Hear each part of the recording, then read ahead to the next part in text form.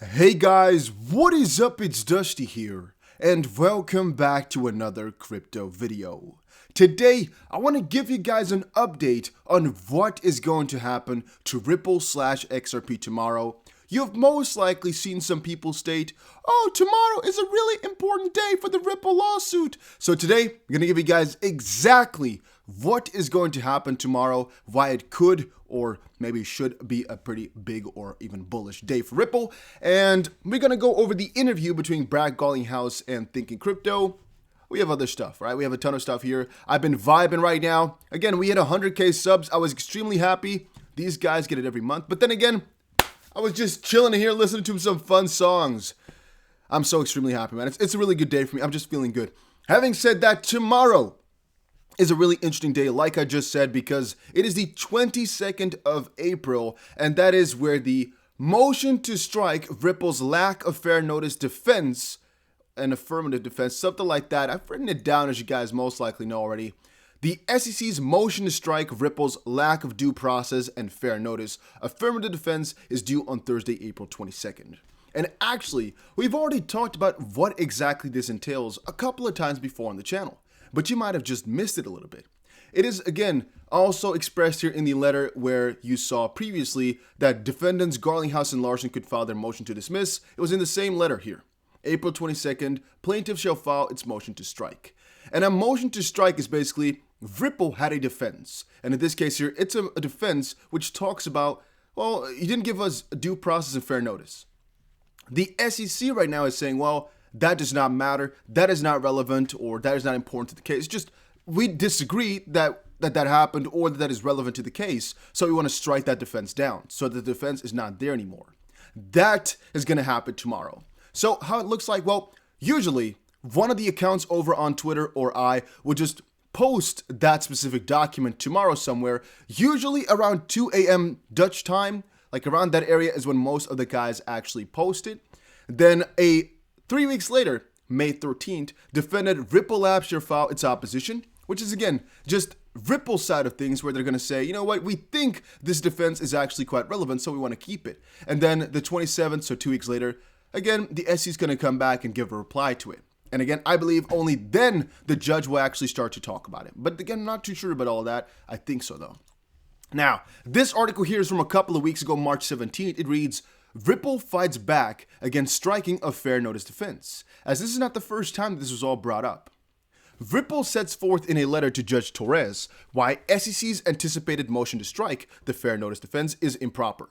Now, this was before they actually were granted to file the motion. Once more, being granted to file a motion does not mean the motion is actually granted itself. It's basically just that they are now allowed to file it. And before you're allowed to file it, there's also kind of a system for that where they have to request that, Ripple can give some response, and in this case here, the SEC won.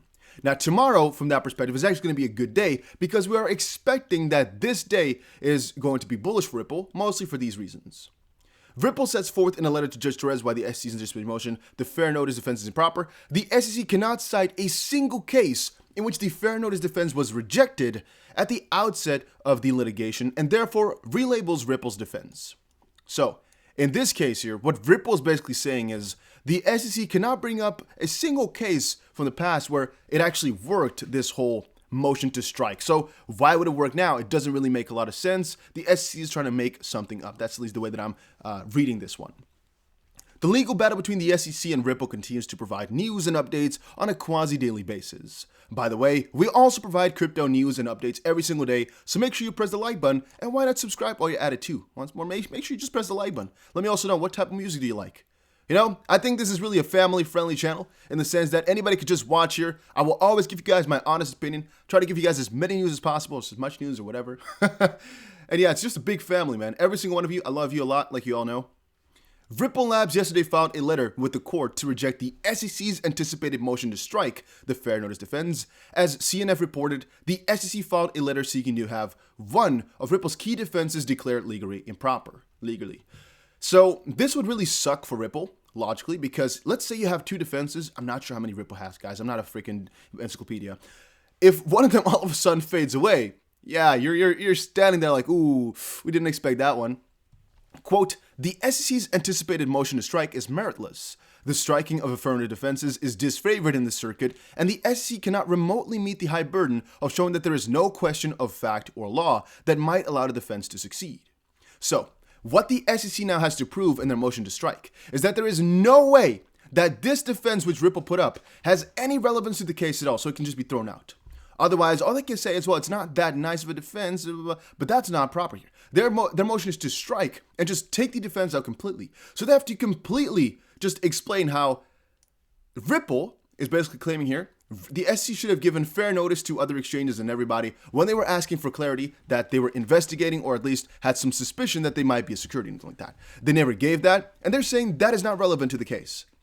Ripple says it is, and they now have to prove that there's no way that that could be relevant, or no way that defense could actually make them win, for example.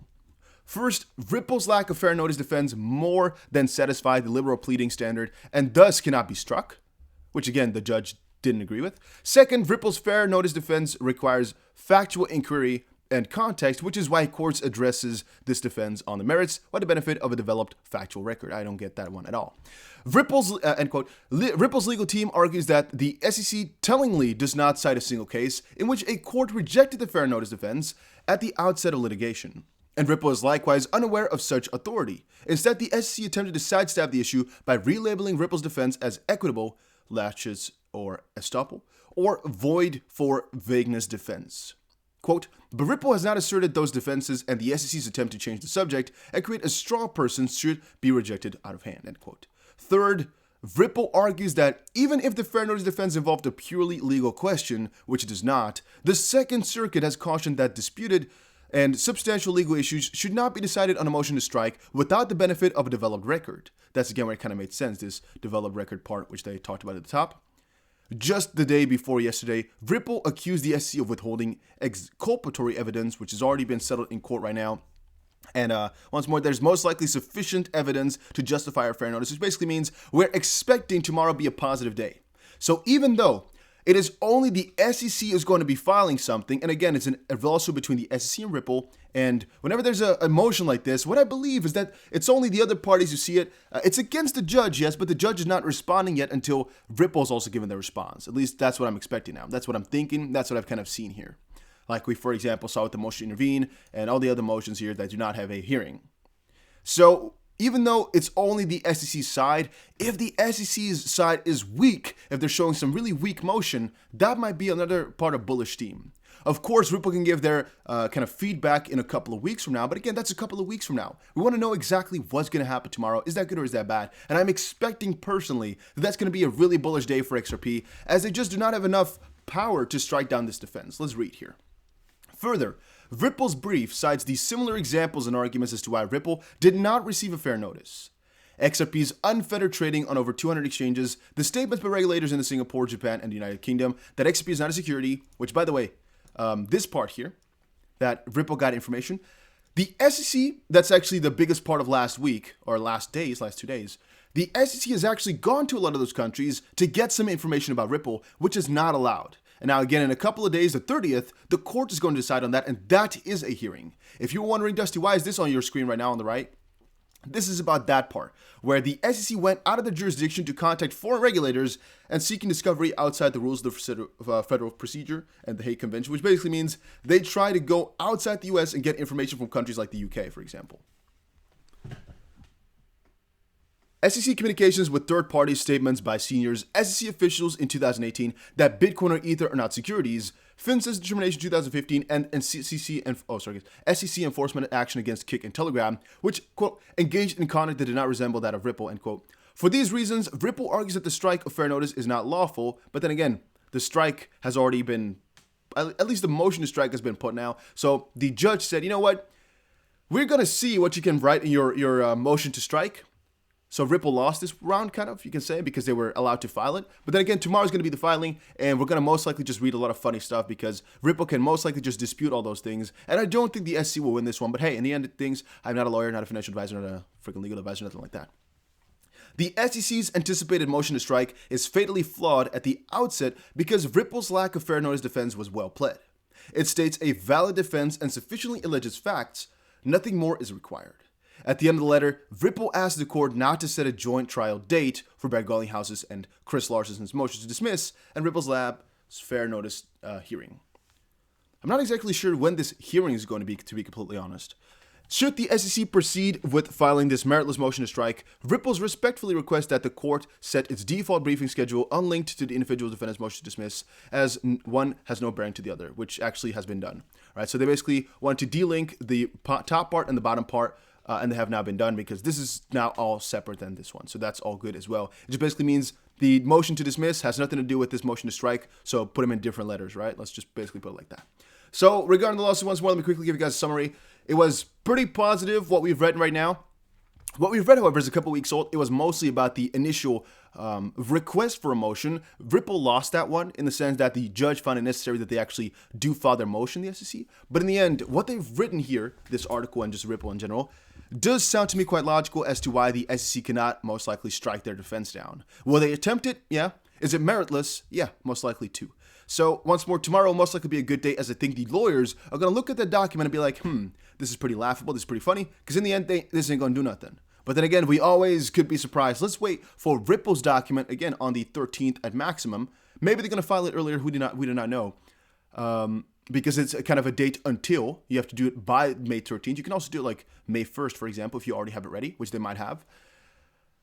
In a couple days afterwards, like maybe they have it done by May 1st, who knows? And then May 22nd, again, the SEC is going to come back, but that's kind of the timeline. Then we saw this interview cut partially between Brad Garlinghouse and Thinking Crypto. I already gave you guys a little overview of it, but let me give you guys it again, all right? It is over on my Twitter. So if you go to my Twitter, you'll find here a pretty long thread of things. I just basically said good interview and then going over a lot of points. I discussed this in my live stream, but since a lot of you guys don't watch the live streams, I noticed, here you go, all right? So just either maybe pause it for yourself or check through it. You know what? We can actually read it through. So these were my summary points, or the most important ones within the Ripple Brad Garlinghouse lawsuit. I actually have my headset on the wrong way. I was like, hey, why does this sound so weird? That's why. Brad Garlinghouse has now stated that the motion to intervene is fascinating to watch and is quite a big surprise to Ripple's team. Once more, amazing job, John Deaton. That's what I said. This is not Ripple's words. Brad Garlinghouse confirmed he wants to get clarity as soon as possible so that Ripple can operate effectively and so that the XRP ecosystem can operate effectively. There are two options. Either reach a settlement that allows for this, which basically means XRP ecosystem to operate effectively, or let the judge make that decision. Once more, this does show confidence from Brad Garlinghouse. Then, Brad Garlinghouse has stated that the SEC had two primary options. A rulemaking process, which they have access to. This is partially their job, to make clear rules for all of us. Or go through enforcement. And unfortunately, which he says was really extremely inefficient, they chose not to go through the rulemaking process of getting properly regulated crypto space, but they went for the enforcement against Ripple and XRP community. Ripple's Brad Garlinghouse confirmed that they are expecting strong growth this year regardless of the lawsuit. I would say Brad Garlinghouse also agrees here that the SEC is not playing this game very fairly regarding the secondary XRP markets and, of course, exchanges, claiming that they didn't tell exchanges to delist it. That's what the SEC says. The SEC literally says, we didn't tell exchanges to delist it. They did it on their own. And Brad Garlinghouse also calls it that it's really against their nature to do all of this because they should protect us. They should protect the investors, but in the end, they caused $15 billion worth of damages by kind of making this threat and not making it clear that exchanges could have it listed still. If they just said it in one line, okay, could have all been good, but they really went against us as investors, which is literally their mission, to protect the investor, so that's really strange. When asked about the future of XRP, Brad Garlinghouse also explains they would like to expand on Ripple services to provide as much value as possible to the customer they already have. But more to come on that, and we're excited for what that holds. I like that statement. I definitely like that. Then Brad Garlinghouse said, Ripple's 3 to 5 year plan has changed from moving billions of dollars to adding a couple of zeros behind that. That is, again, pretty damn exciting. And he said there's no ETA, there's no real date in the near future for a Ripple IPO, at least in the United States. He said that kind of, he said like there's no date for Ripple's IPO in the US. Maybe outside the US? I don't think so though, because he says at the US SEC would have to approve that, an IPO. And there's a little bit of a disagreement right now between them and the SEC. So in Dusty BC's words, let's wait for this lawsuit to be over and then talk about the next step, which is, for example, an IPO, because once more, it's pretty difficult to get that done right now. Brad Garlinghouse also once more confirmed he is very bullish on Bitcoin, but they do think that they can still do better than it. It's not necessarily talking about the price. He just said, I do think we can do better than it. which basically I think refers to just cryptos in general, maybe XRP, I'm not quite sure. All of those things could do better than Bitcoin if you think about it, so who cares? And then I wanted to show you guys, XRP right now is still following Bitcoin. Bitcoin is still following our pattern. VeChain is still following our pattern. And BitTorrent is still numbing out. I don't know what else to say. It's basically looking like BitTorrent is kind of coming into a big spike right here. I checked the MAs. MAs look bearish on BitTorrent right now. But BitTorrent basically coming from kind of a correction to kind of a whole halt, where it's basically building itself back up again, kind of a triple bottom right here. I'm expecting BitTorrent to do quite good in the near future, XRP to follow Bitcoin kind of to the dot, and VeChain to follow this pattern all along. Same thing for Bitcoin actually, but that also means Bitcoin should most likely come back up here or come down a little bit lower before coming back up, depending of course on if it's going to actually retest the zone and break out, or what. We're going to see that though in the near future here. And XRP will most likely follow along with this pattern, at least we are expecting it to. It would be kind of crazy if it weren't to. You might actually draw a little bit of a negative or a bearish trend line here. I'm not sure about that. I guess we're going to see in the really near future if this is going to kind of follow on through or not. In the end though, I keep explaining to you guys, these lawsuit dates are really important for XRP, and kind of every time we see something positive, the price goes well. For example, around 2 a.m. something, we got the last lawsuit news. You can see, even though we dumped the hour itself, in general, we actually did come up again about, let's quickly see here guys, about 25% or so after it was filed. So in the end, I'm really freaking bullish. Then again, the 22nd and the 30th are two important dates for XP if you're wondering. We got some other stuff about some shift, about again this little thing, and what is in the end? Yeah, again about the 30th. So that is it for today, guys. Hopefully you all enjoyed it. If you did, make sure you press the like button and subscribe. Once more, make sure you subscribe. Let's get to 150,000 before freaking the end of May. Let's say by the beginning of June, we should be at 150K. If you all support, we're going to be there instantly. Not instantly within 1 day, but it gets pretty damn quick. So make sure you press the subscribe button if you haven't done so already. See you guys again in another crypto update. And that was it.